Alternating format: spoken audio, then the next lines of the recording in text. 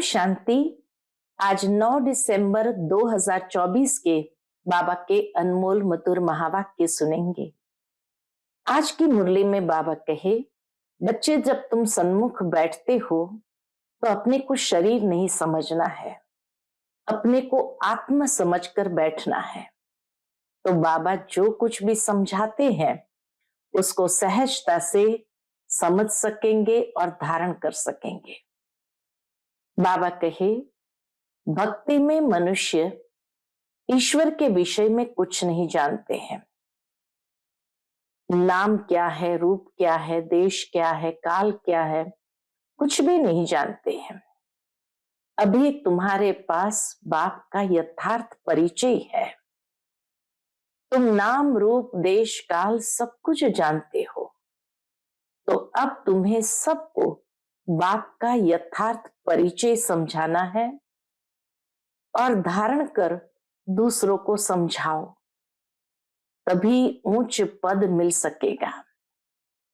बाबा कहे, जो राजयोगी बच्चे हैं उन्हें बाबा का डायरेक्शन है कि तुम्हें पवित्र जरूर बनना है।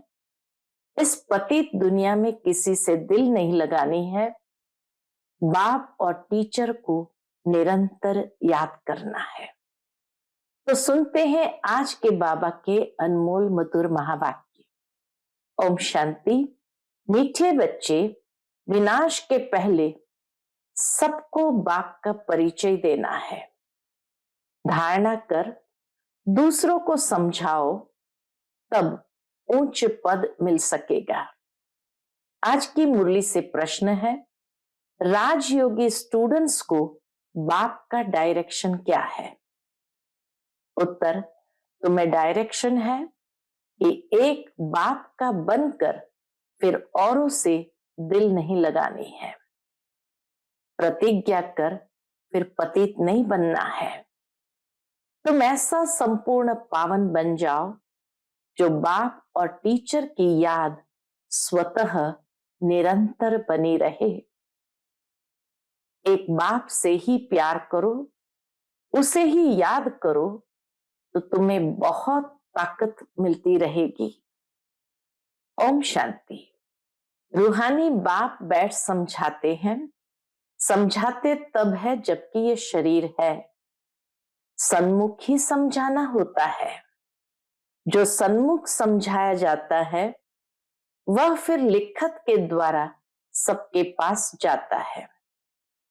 तुम यहां आते हो सन्मुख सुनने के लिए। बेहद का बाप आत्माओं को सुनाते हैं। आत्मा ही सुनती है, सब कुछ आत्मा ही करती है। इस शरीर द्वारा बाबा कहे, सब कुछ आत्मा ही करती है इस शरीर द्वारा। इसलिए क्या करो, पहले पहले अपने को आत्मा जरूर समझना है। गायन है, आत्माएं परमात्मा अलग रहे बहुकाल। सबसे पहले पहले बाप से कौन बिछड़कर आते हैं यहाँ पाठ बजाने? बाबा पूछते हैं, सबसे पहले पहले बाप से कौन बिछड़कर आते हैं यहाँ पाठ बजाने?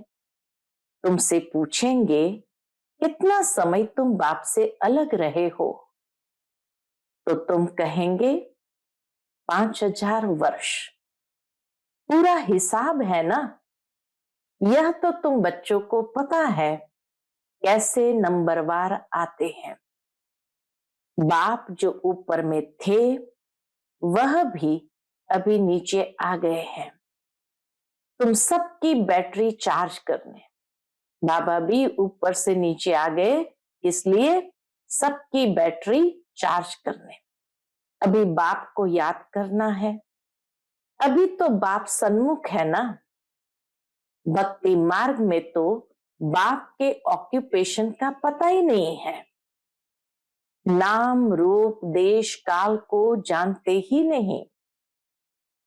तुमको तो नाम, रूप, देश, काल का सब पता है। बाबा कहे, संपूर्ण परिचय तुम्हें पता है। तुम जानते हो इस रथ द्वारा बाप हमको सब राज समझाते हैं।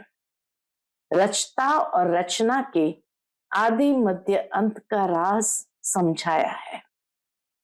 ये कितना सूक्ष्म है। इस मनुष्य सृष्टि रूपी झाड़ का बीज रूप बाप ही है। वह यहां आते जरूर है। नई दुनिया स्थापन करना उनका ही काम है। ऐसे नहीं कि वहां बैठे स्थापना करते हैं। बाबा कहे ऐसे नहीं वहां बैठे स्थापना करेंगे या परम धाम में बैठकर। तुम बच्चे जानते हो बाबा इस तन द्वारा हमको सन्मुख समझा रहे हैं। यह भी बाप का प्यार करना हुआ ना। और कोई को भी उनकी बायोग्राफी का पता ही नहीं है। बाबा की बायोग्राफी क्या है दुनिया में कोई भी नहीं जानते हैं। गीता है आदि सनातन देवी देवता धर्म का शास्त्र। यह भी तुम जानते हो। इस ज्ञान के बाद है क्या? बाबा कहे इस ज्ञान के बाद है विनाश। विनाश जरूर होना है। और जो भी धर्म स्थापक आते हैं उनके आने पर विनाश नहीं होता है। सबसे महत्व की बात है कि जब परमात्मा इस संसार में आते हैं आदि सनातन देवी देवता धर्म की स्थापना करने, उसके बाद महाविनाश होता है। बाकी बाबा कहे जब दूसरे धर्म स्थापक आते हैं उनके धर्म स्थापन करने के बाद विनाश नहीं होता है। विनाश का टाइम ही यह है। इसलिए तुमको जो ज्ञान मिलता है वह फिर खलास हो जाता है। तुम बच्चों की बुद्धि में ये सब बातें हैं। तुम रचता और रचना को जान गए हो। है दोनों अनादि जो चलते आते हैं। बाप का पाठ ही है संगम पर आने का। भक्ति आधा कल्प चलती है, ज्ञान नहीं चलता। ज्ञान का वर्षा आधा कल्प के लिए मिलता है। ज्ञान तो एक ही बार सिर्फ संगम पर मिलता है। यह क्लास तुम्हारा एक ही बार चलता है। यह बातें अच्छी रीति समझकर फिर औरों को समझाना भी है। बाबा कहे तुमको समझकर फिर औरों को समझाना भी है। पद का सारा मदार है सर्विस करने पर। तुम जानते हो पुरुषार्थ कर अब नई दुनिया में जाना है। धारणा कर और दूसरों को समझाना, इस पर ही तुम्हारा पद है। विनाश होने के पहले सबको बाप का परिचय देना है और रचना के आदि मध्य अंत का परिचय देना है।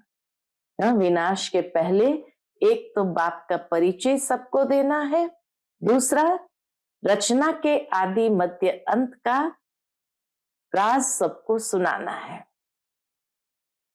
तुम भी बाप को याद करते हो कि जन्म जन्मांतर के पाप कट जाए।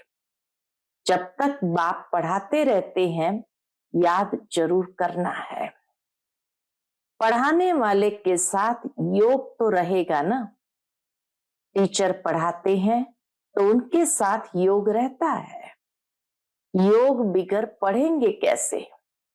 योग अर्थात पढ़ाने वाले की याद। योग अर्थात पढ़ाने वाले की याद। यह बाप भी है, टीचर भी है, सतगुरु भी है। तीनों रूप में पूरा याद करना पड़ता है। यह सतगुरु तुम्हें एक ही बार मिलता है। ज्ञान से सदगति मिली, बस फिर गुरु की रस्म ही खत्म। ज्ञान से सदगति प्राप्त हो गई, फिर गुरु की रस्म ही खत्म। बाप टीचर की रस्म चलती है, गुरु की रस्म खत्म हो जाती है। सदगति मिल गई ना।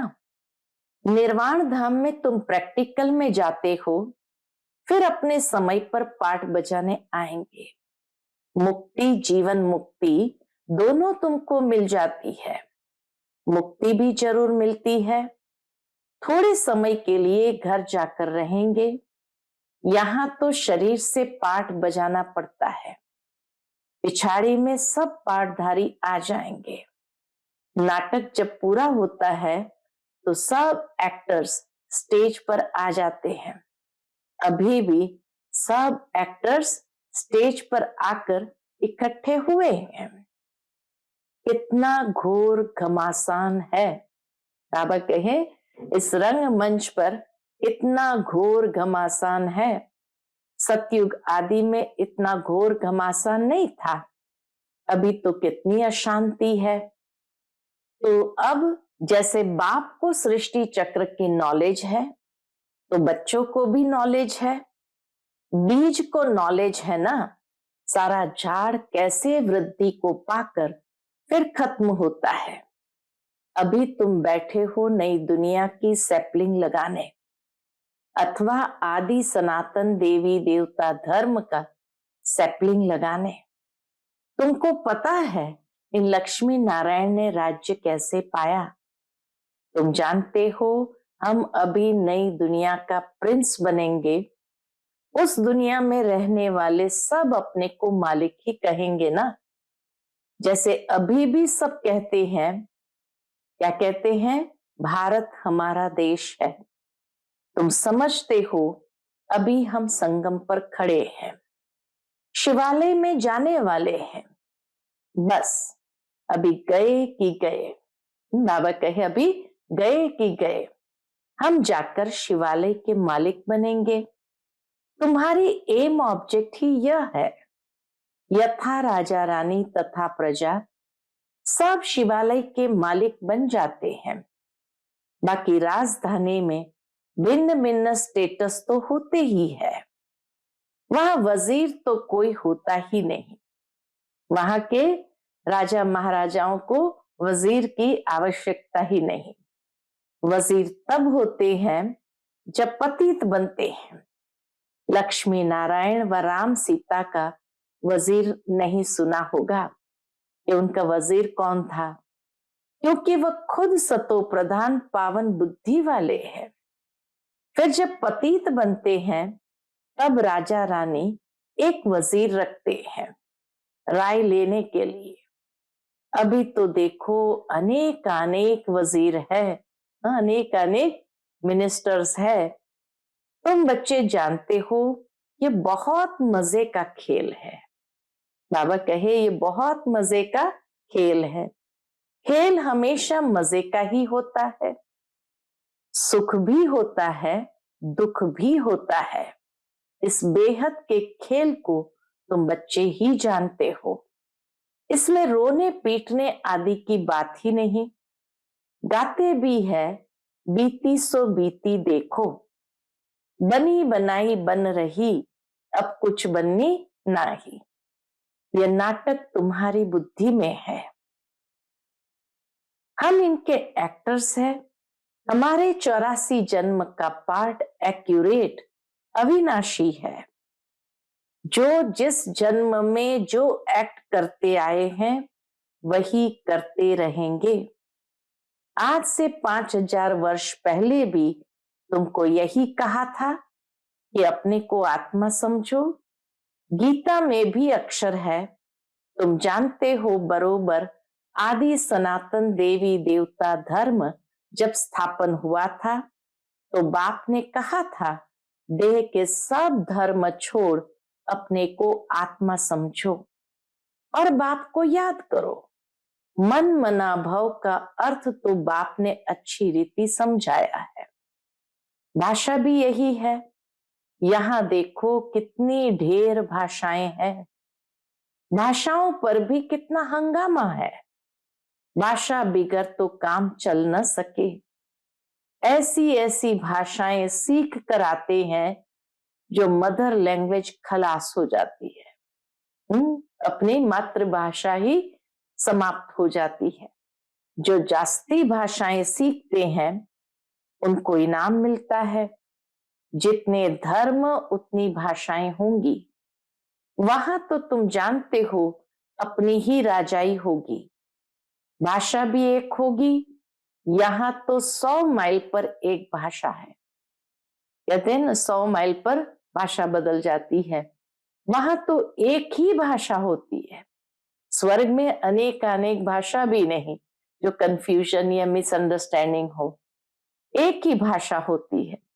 यह सब बातें बाप बैठ समझाते हैं, तो उस बाप को ही याद करते रहो।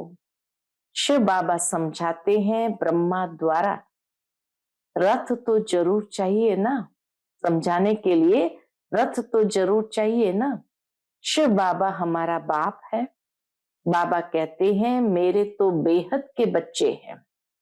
बाबा इन द्वारा पढ़ाते हैं ना, टीचर को कभी गले से थोड़ी लगाते हैं।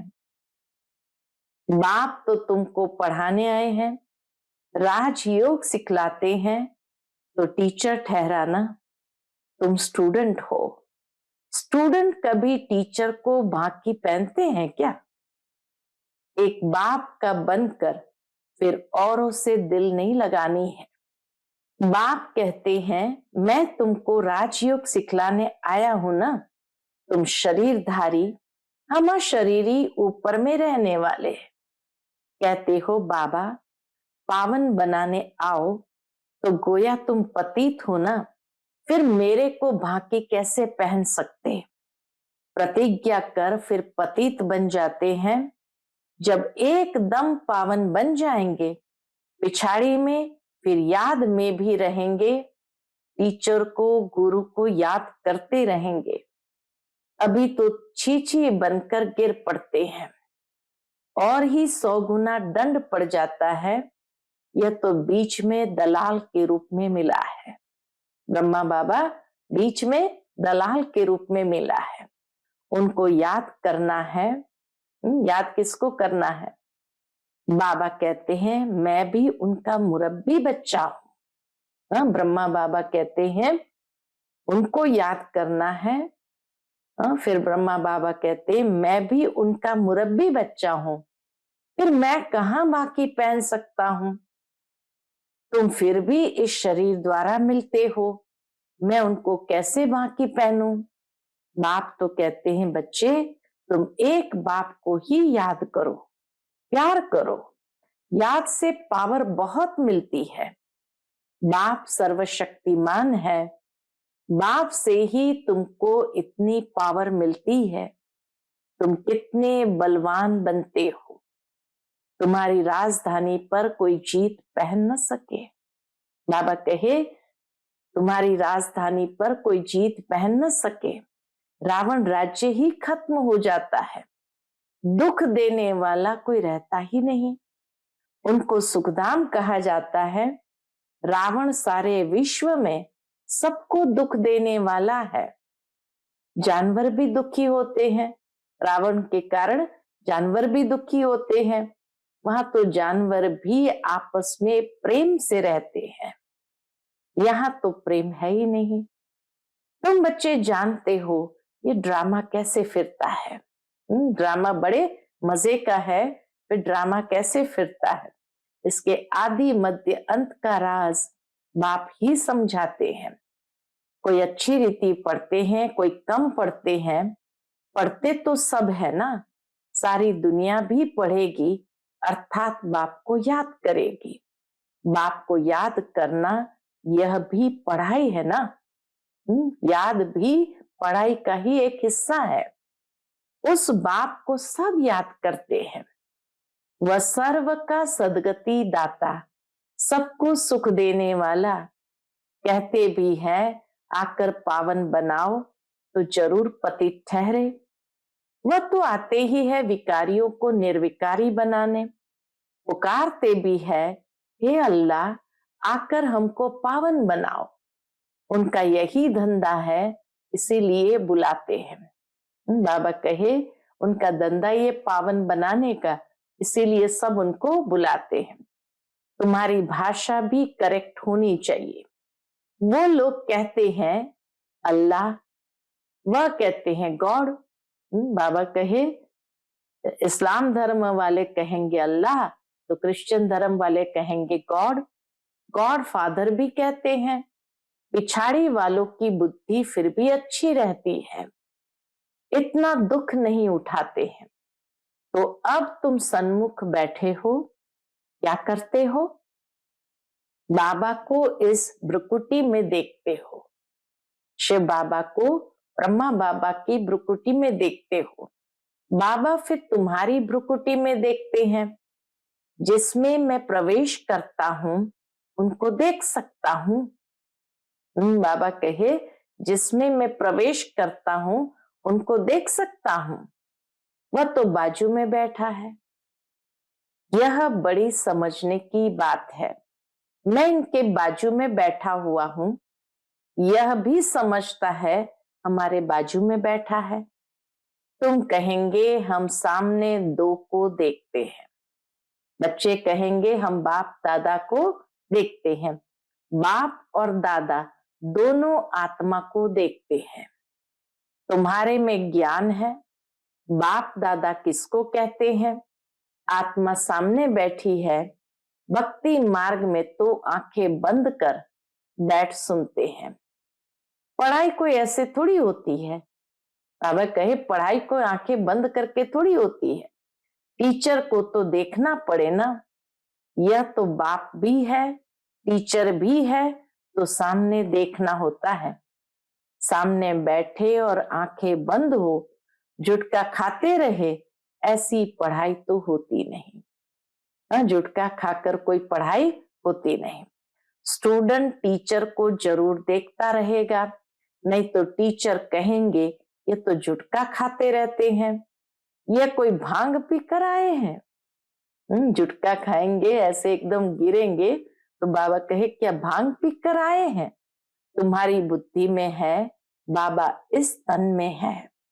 मैं बाबा को देखता हूं। बाप समझाते हैं ये क्लास कॉमन नहीं है। जो कोई आंखें बंद करके बैठे, स्कूल में कभी कोई आंखें बंद करके बैठते हैं क्या? और सत्संगों को स्कूल नहीं कहा जाता है। बल गीता बैठ सुनाते हैं, परंतु उसको स्कूल नहीं कहा जाता। वह कोई बाप थोड़ी है जिसको देखे। कोई कोई शिव के भक्त होते हैं तो शिव को ही याद करते हैं, कान से कथा सुनते रहते हैं।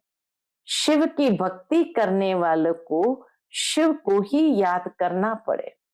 जो शिव बाबा के भगत है वो तो जरूर शिव को ही याद करते हैं।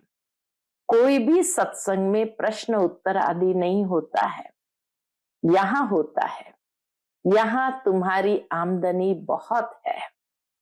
आमदनी में कभी उबासी नहीं आ सकती है। जहां बहुत धन कमाई होती है वहां उबासी नहीं आ सकती। धन मिलता है ना तो खुशी होती है। उबासी गम की निशानी है। उबासी आना माना जरूर कोई ना कोई गम है। तो बाबा कहे बीमार होगा व दिवाला निकला होगा तो उबासी आती रहेगी। पैसा मिलता रहेगा तो कभी उबासी नहीं आएगी। बाबा व्यापारी भी है, ब्रह्मा बाबा व्यापारी भी है। रात को स्टीमर आते थे तो रात को जागना पड़ता था।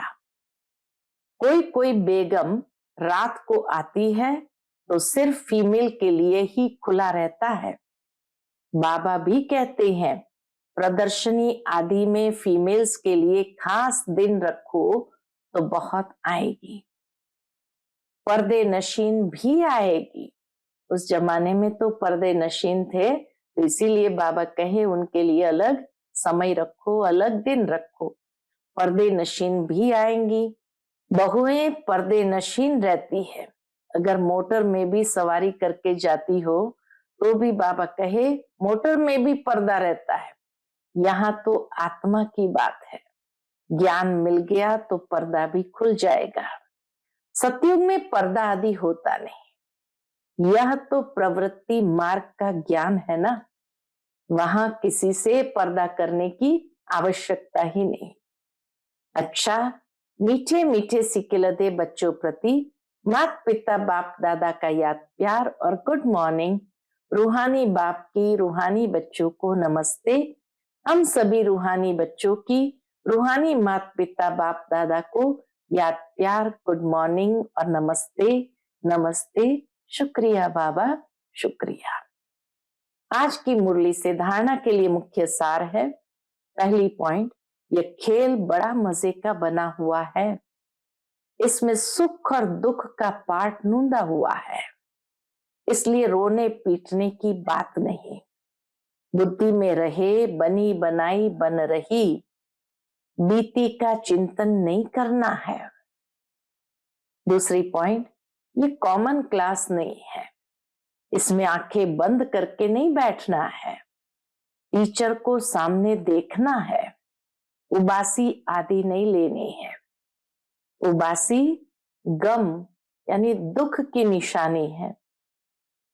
आज का बाप दादा का मधुर वरदान हम बच्चों के प्रति है, संतुष्टता के 3 सर्टिफिकेट ले अपने योगी जीवन का प्रभाव डालने वाले सहज योगी भव। संतुष्टता के 3 सर्टिफिकेट ले अपने योगी जीवन का प्रभाव डालने वाले सहज योगी भव। संतुष्टता योगी जीवन का विशेष लक्ष्य है। जो सदा संतुष्ट रहते और सर्व को संतुष्ट करते हैं, उनके योगी जीवन का प्रभाव दूसरों पर स्वतः पड़ता है। जैसे साइंस के साधनों का वायुमंडल पर प्रभाव पड़ता है, ऐसे सहज योगी जीवन का भी प्रभाव होता है। योगी जीवन के 3 सर्टिफिकेट है। कौन सा? एक, स्व से संतुष्ट, दूसरा बाप संतुष्ट, और तीसरा लौकिक अलौकिक परिवार संतुष्ट। ये तीनों सर्टिफिकेट प्राप्त करना है। आज का स्लोगन है, स्वराज्य का तिलक, विश्व कल्याण का ताज और स्थिति के तख्त पर विराजमान रहने वाले ही राजयोगी है। स्वराज्य का तिलक, विश्व कल्याण का ताज और स्थिति के तख्त पर विराजमान रहने वाले ही राजयोगी है। ताज, तख्त और तिलक जिसके पास है वही सच्चे राजयोगी है। अच्छा, ओम शांति।